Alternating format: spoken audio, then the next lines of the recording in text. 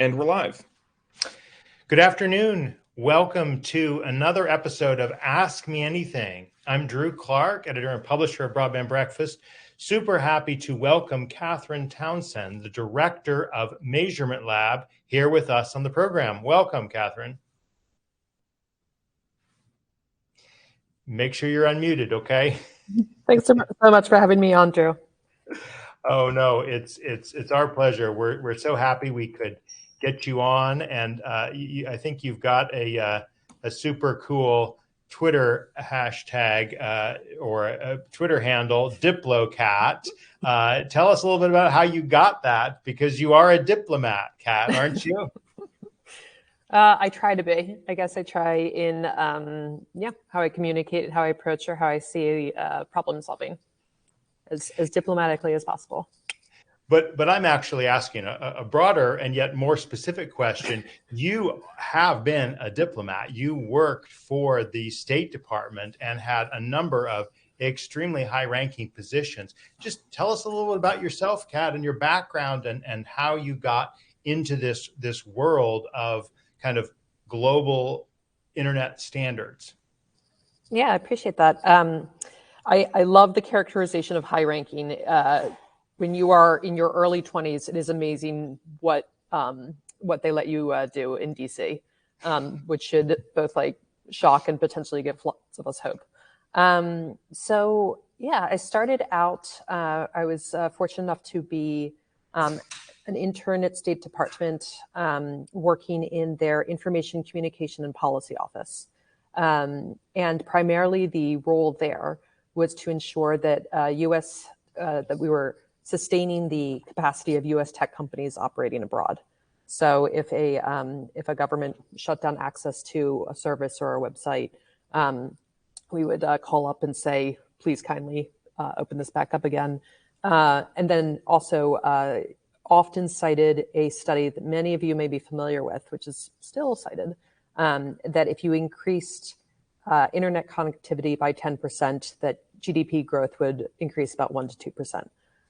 That study was done by the World Bank, I think in 2006, and that is just currency that just continues to be used, and I'd love to see it updated. But there really was, and I think there still continues to be, this idea that just being online, getting connectivity, being able to connect and share your ideas, share commerce, connect with people around the world to get different ideas of how organizations could be run, how governments could be run. There was a lot of promise in that and a lot of potential.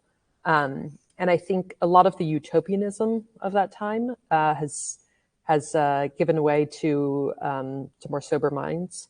But I still really believe that there is, the internet is an incredible invention. It can be used for many things. It can be used for ill. It can be used for good. And as much as we can steward work to lead that towards positive outcomes, we'd really like to. And from that internship, I was privileged enough to then work in the Secretary's office on some of the policies that they had about how to extend internet access, how to extend actually being online and using the web in statecraft and diplomacy and connecting U.S. goals around the world. Mm-hmm. And what you've alluded to this, but I think it's worth kind of, again, for setting the stage for our discussion about broadband measurement. What are the things that are so important about connectivity? I mean, in other words, the Arab Spring was seen as Twitter is it's so cool, and now we look at that and we go, oh my gosh, Twitter's a cesspool, right? I mean, we've kind of gone from one extreme to another in our view of social media and its capacity to change. But underlying social media, of course, is broadband infrastructure, and broadband application use. So what, kind of from your vantage point, sort of having traveled some of this journey, what are the kind of global requirements for internet accountability and engagement? I mean, does that question make sense, Katherine? Would you elaborate on that? I really appreciate it. There's so many ways to think about that question and think about how to answer it.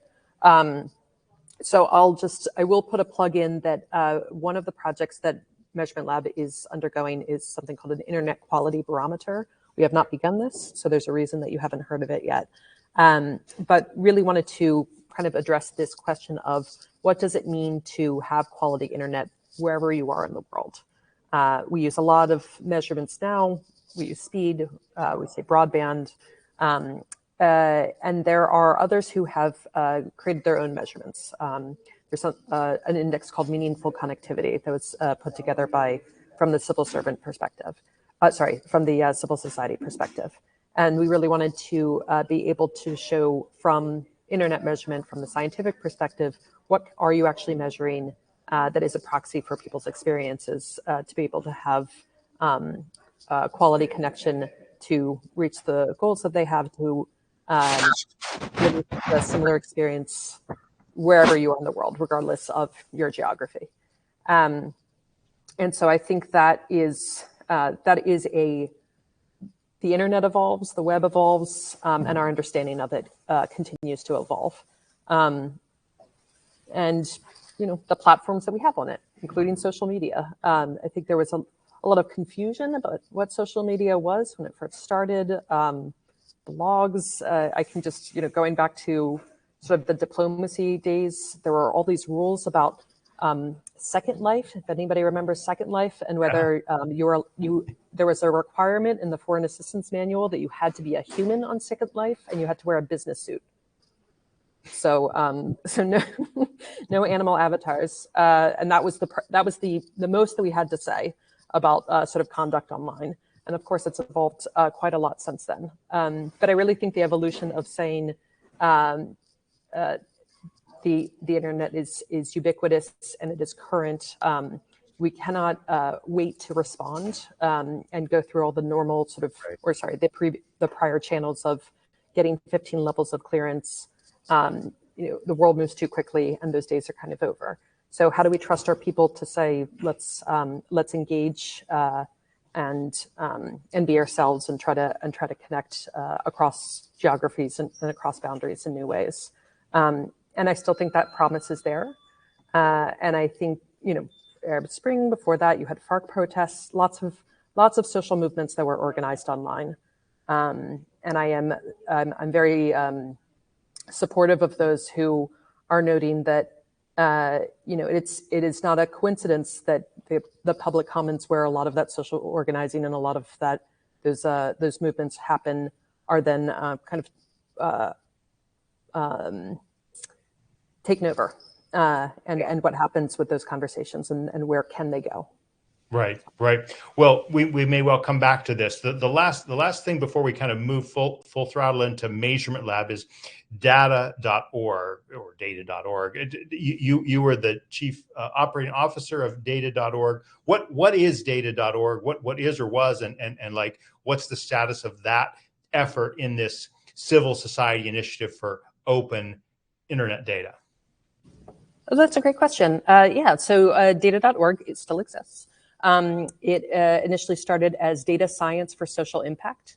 And so really the goal was to recognize that data science is a growing field, one of the more popular fields of study and inquiry, and that there are many lucrative careers that will attract data scientists toward really important applications like stock trading or delivering packages faster, or marketing ads. And those all have their place in society and they have a purpose. But there's a lot of really interesting problems out there. There are, clean water infrastructure or solving disease outbreaks or getting vaccines and medicines to people faster. That's the delivery that you're looking for. And so it was really this effort to say, how can we take this interest in data and this interest in data science and direct it towards social impact? Very similar kind of work that we have at Measurement Lab of, look, we have a lot of these resources. How do we apply it for the public interest and the public good? So that work still goes on, and the team is only growing. I think they have a few openings. So if anybody's interested in working in projects like that, please check them out. Well, obviously, you've moved over in January of this year. You became the director of Measurement Lab, and Measurement Lab's been around 15 years. I actually remember it quite well. We had a chance to talk a little bit about overlapping history and interest, and the way I've been following broadband data through broadband census, and obviously now in the work we're doing here with broadband.money. Talk a little bit about the history of Measurement Lab, just kind of for the short version of what it was initially and how it's evolved. Like, has anything kind of materially changed besides the fact that it's no longer kind of run out of one of the three parties that kind of brought together? You have a kind of separate home, but tell us just a little bit about who it is and was, and what it is now, and in your role there, Katherine. Sure, thank you for that. So Measurement Lab actually started as it still intends to operate as such. It started as a coalition and a collaboration between different perspectives of what it means to have a better and healthier internet. So we have three founding organizations. One is New America Foundation, so that represents the public interest, what is in policy and public good. We had Planet Labs running out of Princeton University, so the research academic side. How did the internet form? What is its edge? Where is it going in the future? And then the private sector and technology side. So that's Google, actively building, using the internet, and relying very much on its evolution and growth. And the recognition there is that there isn't a shared language that is used, and there isn't a shared understanding of what is actually happening with the internet and what's happening online. And so three different organizations and groups of people within those friends came together and said, how could we have a shared basis of information and understanding? That's the foundations of Measurement Lab as a project. And so the principles behind it were, let's make this an open data project. Let's use open source tools so that we can operate in a public way, so that other people can benefit. And we have this sort of commons and awareness of what's happening in the internet. And that sustains to today. I would say that that's the ethos that sort of runs through. As you mentioned, we've kind of gone through different iterations. We were housed at New America for a while as a project, and then spun out into our own independent nonprofit entity. And so that's under an organization called Code for Science and Society. And they have a lot of other really great open source projects that I recommend you all check out. But so we're still operating as a nonprofit, open source, open data project. And we really try to think of it as a project because there are a few of us who work on it every day, but we really rely and need the input from many different people, organizations, individuals around the world who support and sustain it and improve it, which is done through code, just people taking tests every day.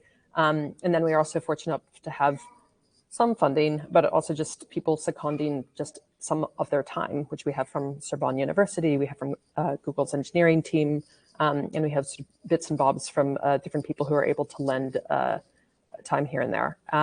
So we, MLab has always styled itself as a consortium. I think we would like it to be a larger consortium, which is really reliant on organizations seeing the value of having publicly shared information about the internet that everybody can build off of, and plugging in. And so one of my role in the as the more recent director is to try to build that out. Yeah.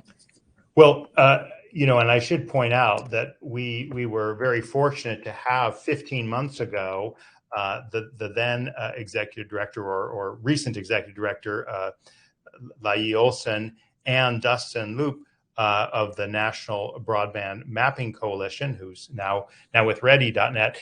And the two of them spoke at length about this whole issue of data, of broadband data, of collecting broadband data, of using broadband data. And that, of course, is at its core, as you've just discussed, the speed data, the other types of data that's collected. And let's talk a little bit about that. We got a number of questions that I want to get to them, but to set the stage, what data is collected? And if I go online and I search, test my internet speed, well, if I'm using certain browsers like Google's search engine, it will direct me right to measurement lab right there, and I can take a test, and it tests my up and down speed and my latency, and I believe jitter. Could you just speak about what is being tested when one does a measurement lab test?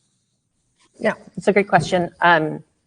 And mostly what people will see if they go, as you mentioned, is you'll see up, down, and you'll see the latency of your connection as well. So what we measure at Measurement Lab is actually the amount of data that can be received through interconnection points. So I do think that one of the questions that we have on the chat is, how are we different than, say, other speed tests or other measurement tests? And I would say that the difference is where we sit on the internet.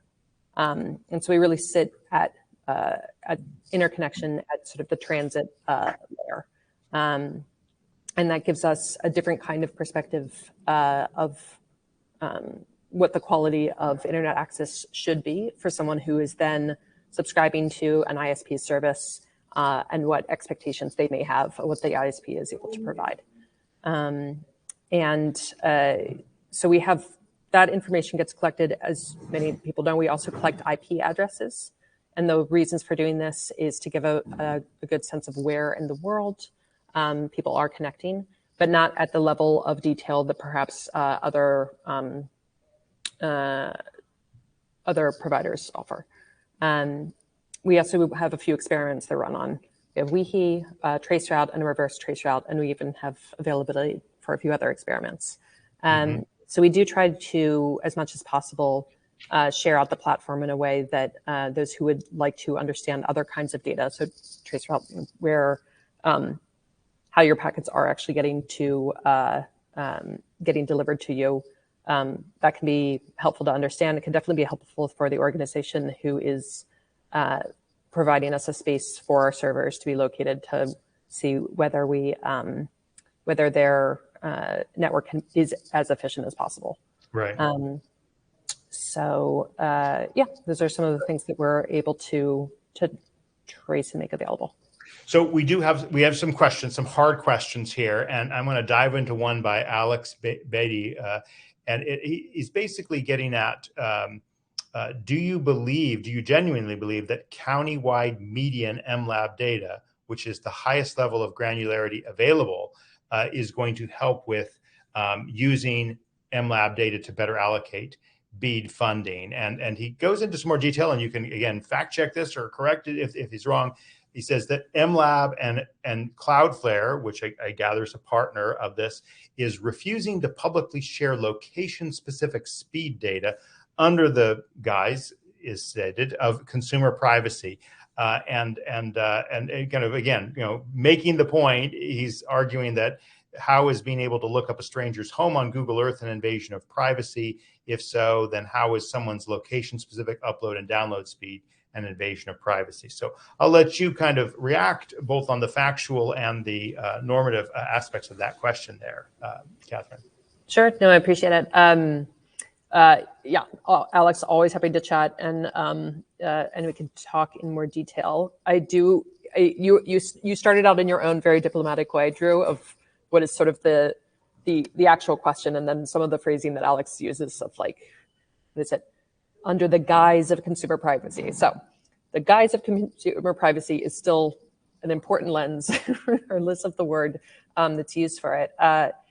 Just to be clear, it's not that we are refusing, there's another phrasing that was used, refusing to publicly share location.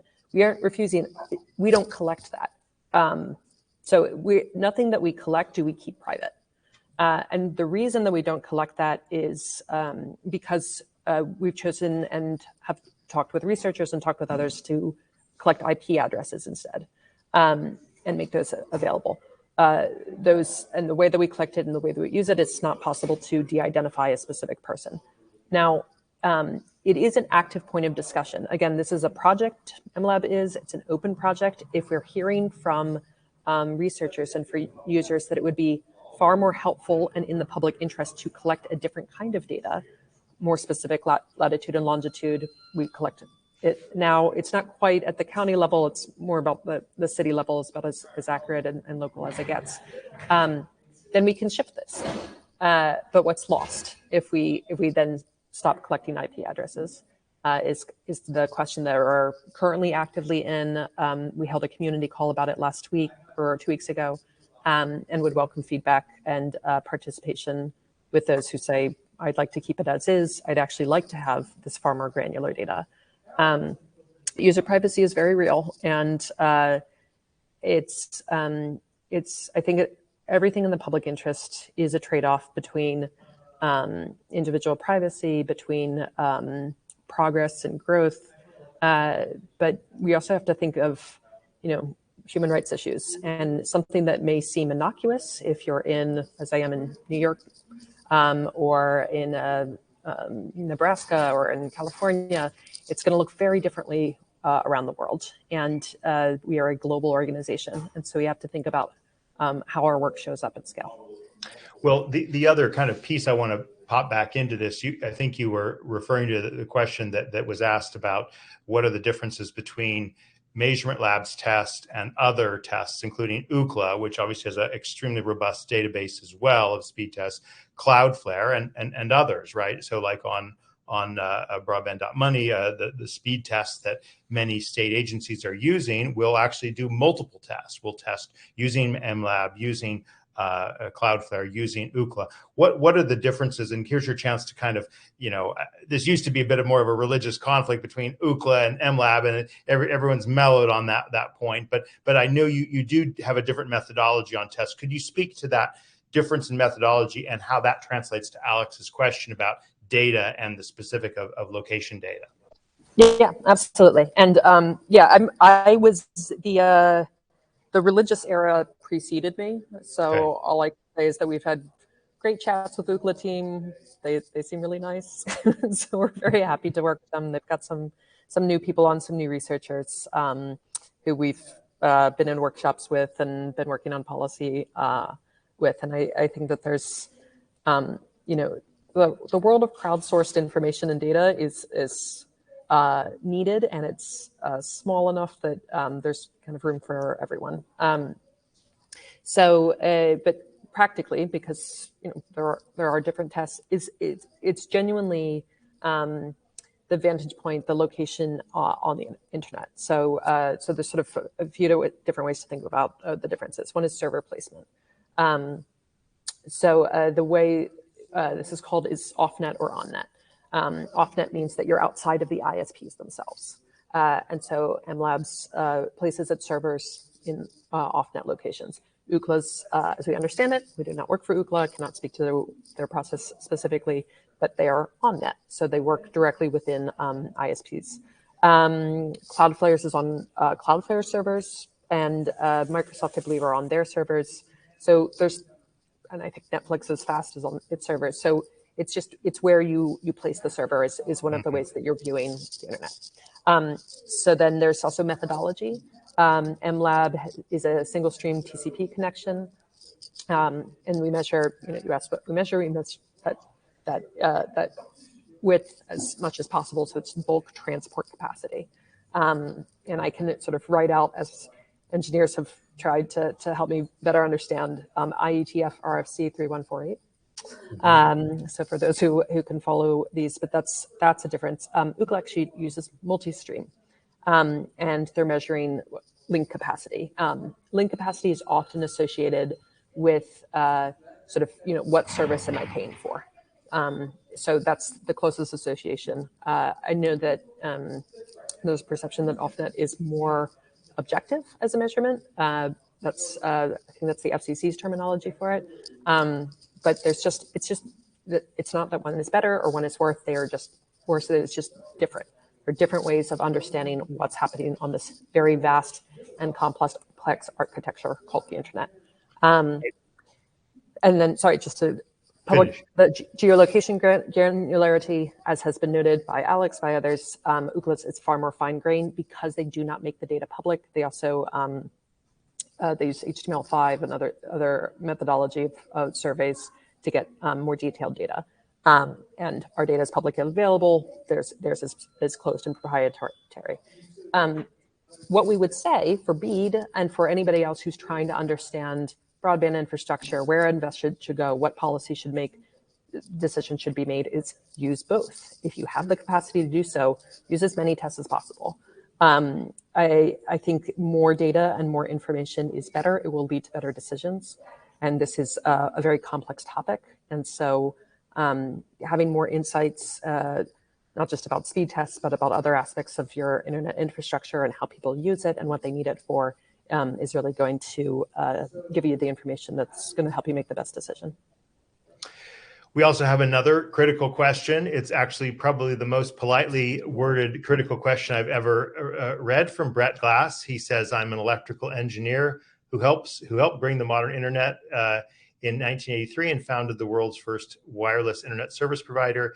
He says that so-called speed tests do not measure quality, cannot accurately measure capacity, are biased in favor of large providers, make it easy for unscrupulous providers to cheat, and penalize ISPs who maintain consistent performance and control prices and costs by regulating usage and preventing hogging and abuse. And then he goes on to argue that those who obsessively run these tests, and I definitely fit in that category, who obsessively run tests are actually congesting networks and hurting performance. So what's your reaction to that medley of complaints there, Katherine? Oh, you're on mute though, Katherine. I did it again. Okay. Yeah. So the statement here, speed tests do not measure quality, is completely correct. I mean, I think that's interesting is that there is not a shared definition of what a speed test even is, and that's again one of the reasons that we're running this internet quality barometer, is that we have all of these different things that we measure. We measure buffer bloat, we measure jitter, we measure latency, we measure speed. But the question really is, what does it mean as a person? How does it affect your experience? And so we think that speed, and we kind of hope that speed and all these things that we measure serve as a sort of quantitative proxy for your lived experience. But we can improve on that. That's really an active area of research and study and very clearly debate. And so we would never say that, if you have this speed, then your internet is fantastic and then you're fine. It is just, it is an indicator of what your experience is. And Drew, since you've developed your own speed test, I'm sure you yourself have a lot to say about this topic. As far as the phrase about edge monopolists and persistent promoting these, I think it's probably a facet, honestly, and I don't know, I can't speak to who's sort of promoting it, but I think I think the internet is, and understanding how it works is complex, and yet it affects all of our global lives. Even people who aren't connected, decisions about their lives are being made because of the internet, because of satellites that are monitoring where they live, how they move, how the water is receding and reaching them. Like, the internet affects us globally, and I think it is a complex topic, and people who are trying to say, oh, this is really easy, can kind of do it as a disservice. But it can also be extraordinarily anxiety producing for any individual, for any policymaker who is charged with governing people's lives, to be faced with a topic that is difficult to understand. And so I think people can understand speed. It makes sense. And so we try to use that as a proxy.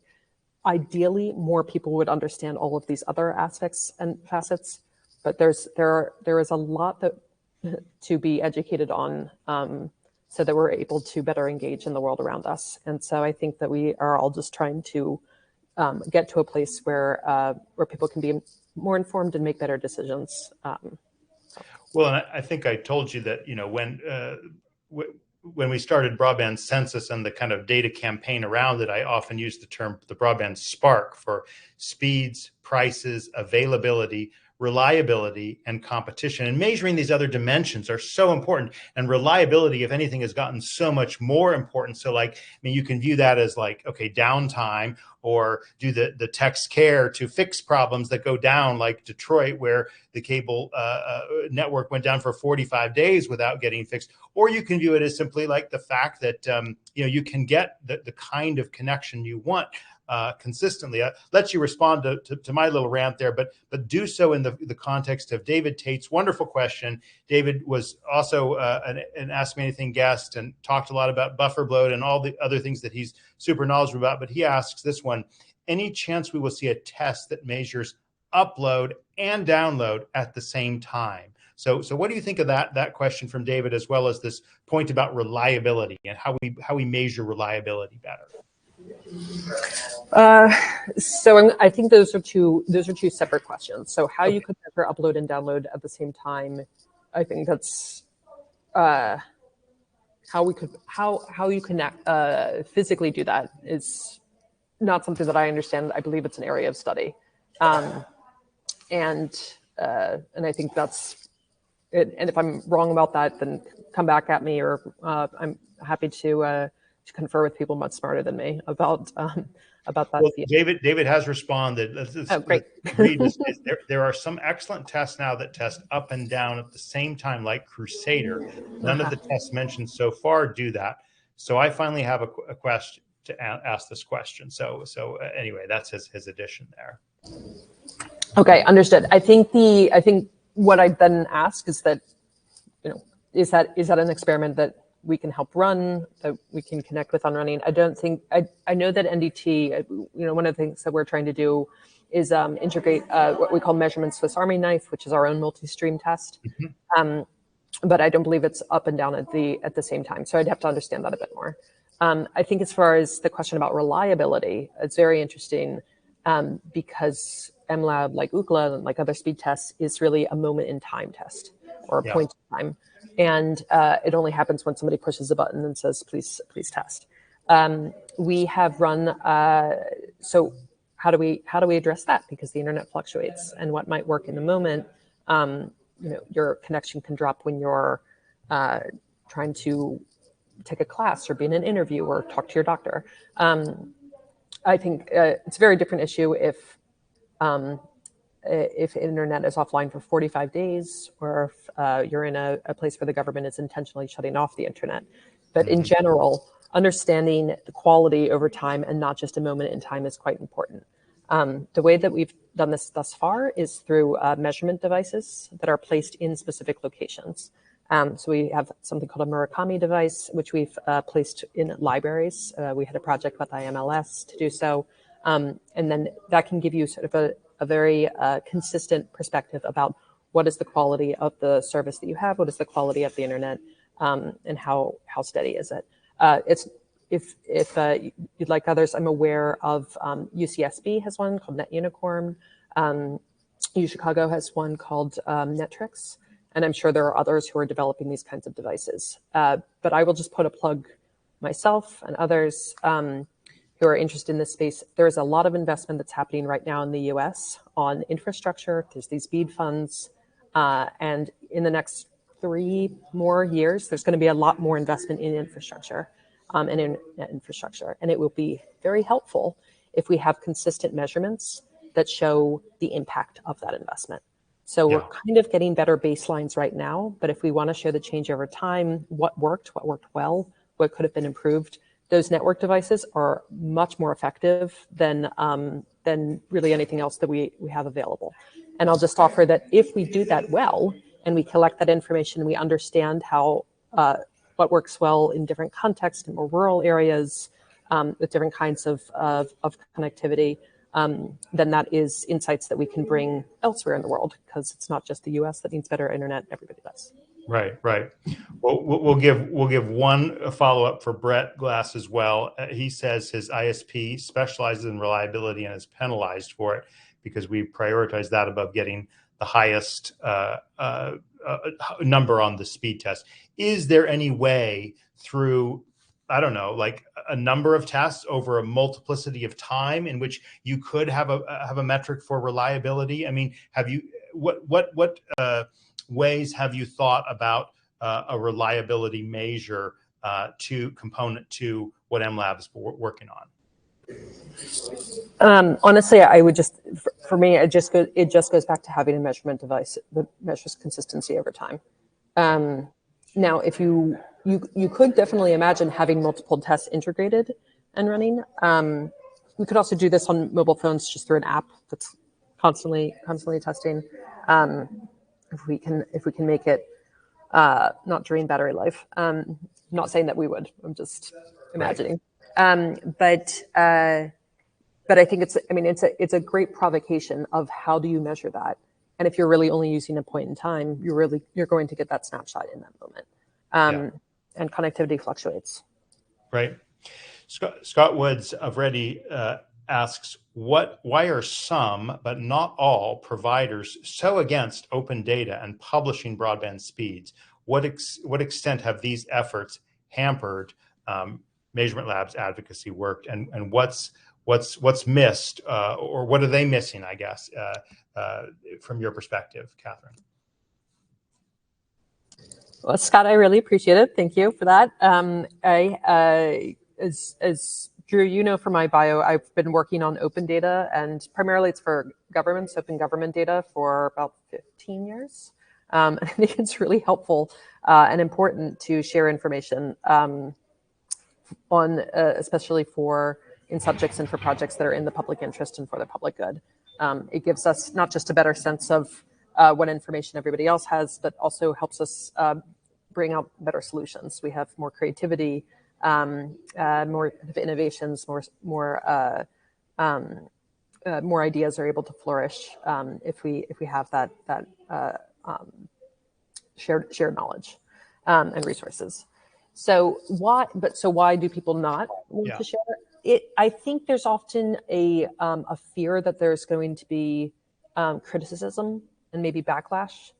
And I don't know how often those things are founded. What we try to say is that if there's a few reasons why you would want to join our network, make your data open. One can just be that it can improve trust in your product. If your product is very good, you would want to show even more how you're doing so much better than anybody else's. And so that's one way that if you're more transparent about the information you have, you can engender trust. Also, it's just a lot easier for people to find out more about what you're doing and how they could benefit. We also just try to appeal to the business case. The more you operate in the open, the more you're able to catch flaws. And you can also just rely on community of users and a network to see, what those shortcomings could be, how they could be repaired or fixed. And we find there's a lot of benefits, and organizations are even more efficient when they're deciding what they can make better. They have to be more organized in their information internally. And then finally, there's just a general appeal to knowledge and information for shared commons and for a better good. And we all want a better internet. That's a fairly universally shared global goal. And the way to get there is to better understand what is the current status of the internet, where is it working well, where is it not working well, and then better at diagnosing what could be improved. So if that is a shared interest, then we need shared information to get to that. Let's drill specifically into BEAD, okay, and how Measurement Labs tests and data set can be used in BEAD. We have a number of great questions on this. One is here from Jake Neenan. Well, actually, that's a separate question. Let's actually ask the question about specifically BEAD and how can Measurement Labs data be used for BEAD implementations. In other words, What's the role of state broadband officers who are watching this, Catherine, in using MLab data? What should they be doing right now to get this data and make better decisions in the BEAD implementation process? Yeah. So the how to get the data. The data is available for you to use at any point that you would like. So that doesn't require special access, but you're always welcome to reach out for us if you have somebody who is particularly adept at SQL, who likes to play around with BigQuery and matching up of large data sets. It is helpful. Otherwise, we're happy to support. I think what we would say for the people who are trying to reach their BEAD process is using the data to actually understand what infrastructure you have, what's the quality of connectivity in your state. But truly, in order to reach the requirements that BEAD has, you'll need to have an integration. There are specific metrics that BEAD requires for speed, such as location. They require that people measure 3 times over the course of 3 days. And any of those has a lot of need for community engagement, for outreach, for ensuring that you're getting more detailed information, particularly from those communities and spaces that aren't always represented and are looking at the current NTIA maps and saying, how that's lit up isn't my own experience. And this is one of the reasons that we really advise and promote having multiple different vantage points and multiple different tests, because you're going to get better information about what's happening in your state. And I would just offer that anyone that says, if you just do this, you'll have all of the information that you need. It's not true. There's no single source of truth of what people's experience is and what's happening online. And I'd also say that with the benefit of and the need of working with MLab and MLab's approach is that in this moment, we are essentially having about 65 different responses to how to understand internet access in our states and our territories. And what we're going to come out with is 65 different kinds of maps or data sets. And how are we then going to use that as an improved public countrywide map of what the status of internet access is and how we're improving it.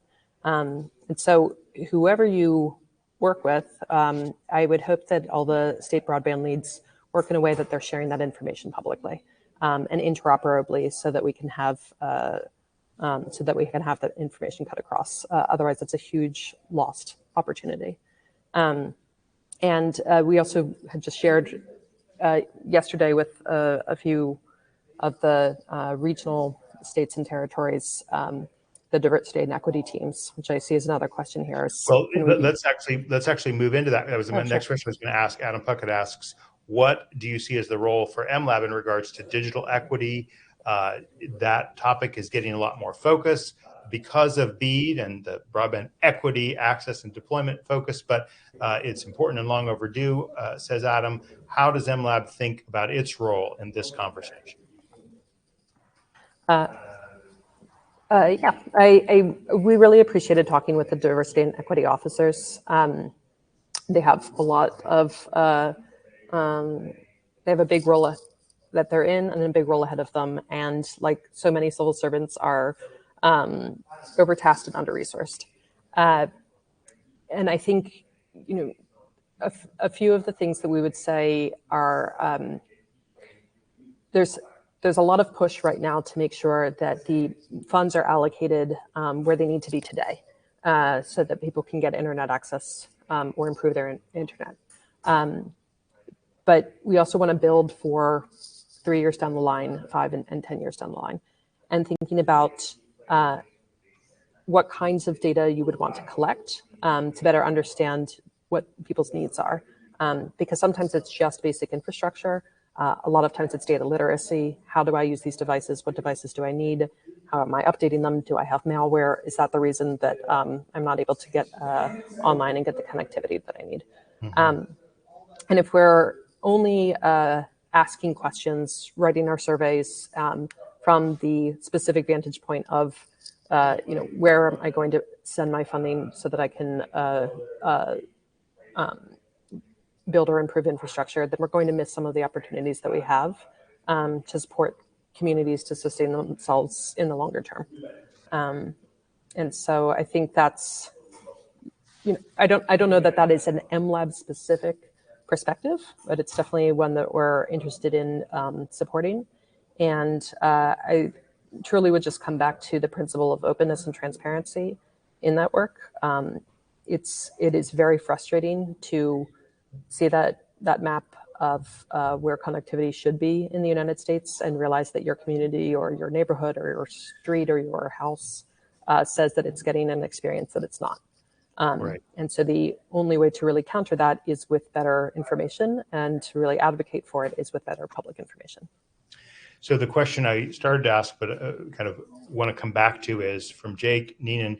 Do you see any use for measurement lab data in ensuring providers build out to the speeds they're obligated under awards? What is your thought on that? And again, maybe you could also speak to some of the other programs the FCC and USAC have going to measure speeds, because there are some of these going on, but the question specifically is how MLab could impact these enforcement discussions. Yeah, it's a very interesting proposal. So from enforcement, I would say I really welcome accountability. And there is some precedent for MLab data being used for accountability. In New York, there's a legal suit that was run a few years ago that people might be familiar with for some ISP accountability. I would say we're ultimately interested and supportive of any data collection. Use a process that ensures the publicly available baseline of current status, and then monitoring this over time. Again, I said that the measurement devices are probably the best and easiest way to do that. And I think the accountability there, it's a collaborative process with private sector, with government and civil society, to ensure we're meeting these goals. So, there is definitely sometimes accountability and enforcement needed of, did you meet the terms of the tender? You have a contract, right. Did you build the thing that you said that you were going to build? But it is possible that we will build more infrastructure and still people won't have a quality internet experience. And they may not have a quality internet experience because they're using the wrong software, because they have the wrong device, because they have malware on their device, because they need different kinds of literacy. So I think the question is, are we having a sort of whole of internet approach? Are we having whole of user experience approach? And if what we're trying to get to is quality internet for all, then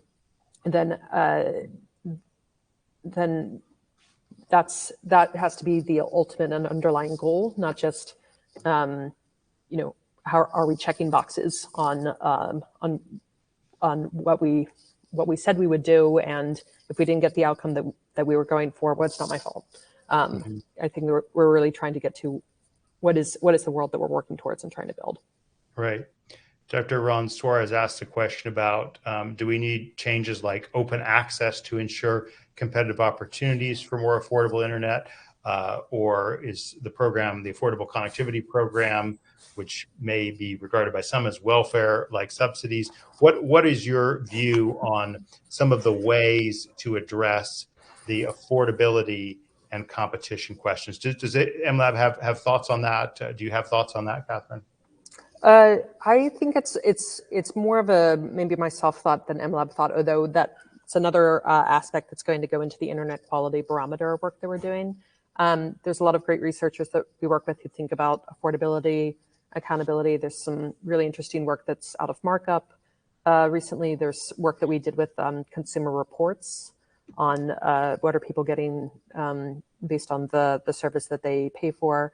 There's a professor, Arpit Gupta, over at UCSB, who's doing his own research on affordability. Affordability's vital. I think I've heard it as sort of the other leg of net neutrality. I mean, if it's impossible for people to actually afford to get online, then you can't say that you're delivering a fair service. I bristle a bit at this idea that providing affordable internet for people who wouldn't be able to get online otherwise is charity. One, we provide plenty of subsidies for a private sector at much higher rates than an individual household. But I think that it's an investment. If people have high quality internet access consistently, and they do not have to worry about this utility, which I think it is. I think there's work that's being done on access as a human right. It is too much integrated into our lives to consider it as a luxury, and that a subsidy is not something that's an investment for all of us. Right. So I do think the question of it is important to understand what truly does it mean to be affordable, and I think there would be a lot of benefit to tracking the impacts of the programs that are currently in place. And just from the conversations and I've had with the people who are working on instaurating this, they would love to do that themselves. But like so many things, there's a lot of over demand and under resourced for staff, for teams, for all of these. So if we want those things to continue, we need to invest in them. We have a question from Jace Wilson. MLab plays an extremely important role in advancing understanding of the health and reach of the internet. What ways can organizations that use MLab tools support the work of MLab, and how best should they do that support? I appreciate that. Jace is definitely an organization that that invests in and supports works with MLab tools. I really would regard MLab as a public resource and a public knowledge base. And I think, like any other open source and open data resource, the question is, if you use it, are you investing back in your supply chain? And if you're benefiting from it, especially for those in the private sector who integrate MLab and benefit financially. We're a nonprofit, we're an open resource, and like so many, operate on a shoestring, just with very passionate people to try to get a resource out there for others to be able to use. And because of the way that we operate with making the data public, we don't always know who's using MLab data in their integrations. And our mission is to make the data available to anyone and for it to be useful. But I would just, the quality of the data, the diversity, the reach, the global reach of it would be improved with more support, and that can come in the form of fellows, it can come in the form of seconding time from a team, it can come in financial support, it can come in more experiments, more engagement. And the same is true if that support doesn't exist, then the platform will shrink. I mean, that's sort of that story. I want to come specifically to another question David Tate asked about video conferencing. So we had the exchange about upload and download speeds at the same time. What about video conferencing metrics? And again, what does the landscape look like in terms of what other entities are doing with testing video, and how can MLab contribute to that metric? Yeah, I'm not, I guess I didn't, this question specifically, but, is there a way to test video as distinct from the connection? Sure. And actually, I don't know how much we say this, but, we've talked with groups like Domos that specifically are testing, video. And so organizations that have a specific interest in those kinds of uses and what those outcomes are. We try to partner and collaborate with them, see where our data can be useful, and then see, as a reciprocity where they can share information more publicly, so that others can get access to it. I don't have an affirmative forward from them yet, but I hope to.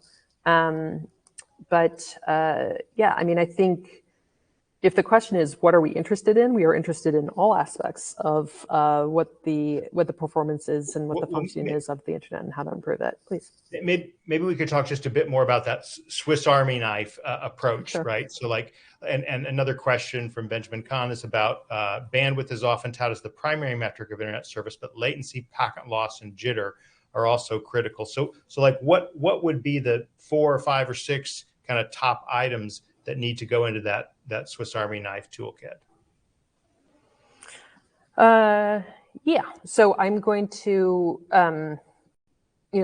I think bandwidth is a strong starting point, but other metrics that he mentions, like the packet loss, jitter, they have other impacts on, as Dave mentions, on video streaming, video conferencing, on gaming. So I think everything that we try to do and what we say is the priority is really how it affects a person's experience. Again, we're really hoping to that MLab and all of the measurements that we run can serve as a proxy for what people want to use and seek to use the internet for. So that's remote learning, working, telehealth, entertainment. I think it's also important to know that like how you measure these changes. There's not sort of a clear way that you say, now I understand what bandwidth is, just the same way as you don't, or broadband is just the same way you can't say, now I understand specifically what speed is. So again, engineers in my team would share that latency can be measured is latency under load.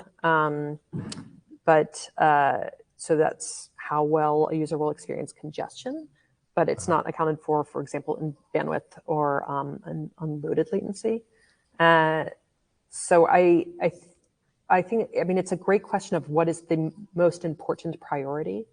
And I think it just there's the diplomatic answer is it depends. For anybody who's ever worked with a diplomat, that's your, the most reviled phrase, but it happens to be the case that depending on what question you're asking, you're going to come at what information you need from a different direction. It's going to give you a different kind of insight. And so the best that we can do is try to bring it back to a proxy for what a person is experiencing and share the information that way.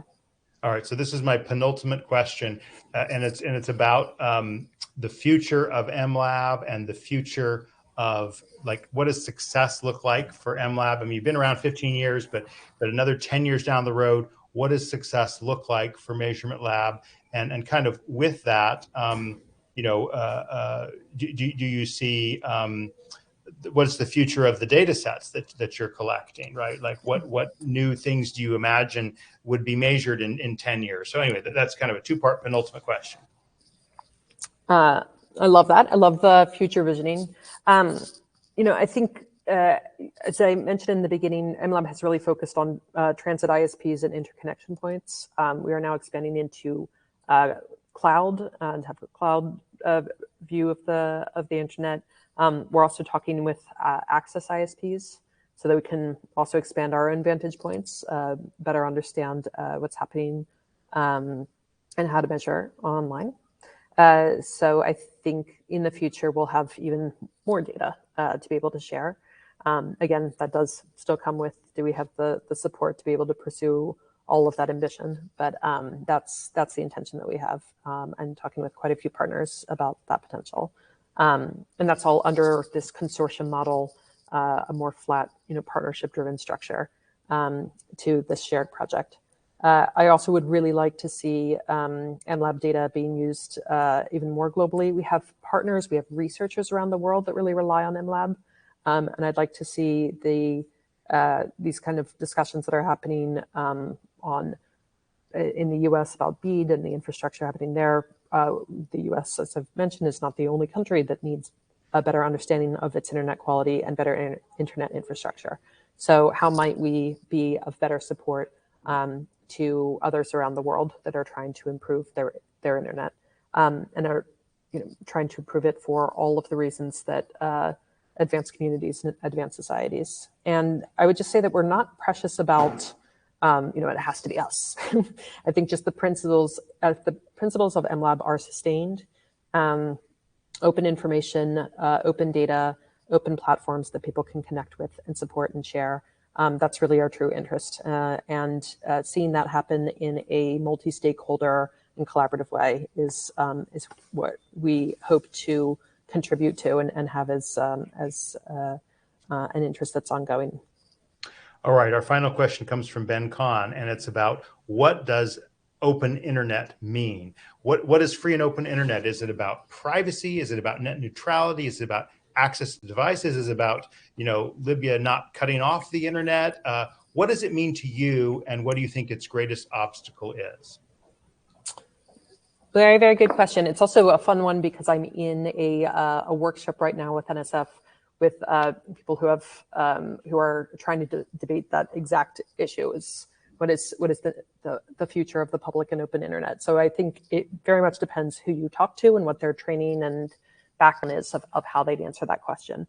And I come to it very much from a policy and sort of individual a person's experience. And I probably really come to it from the internet freedom perspective.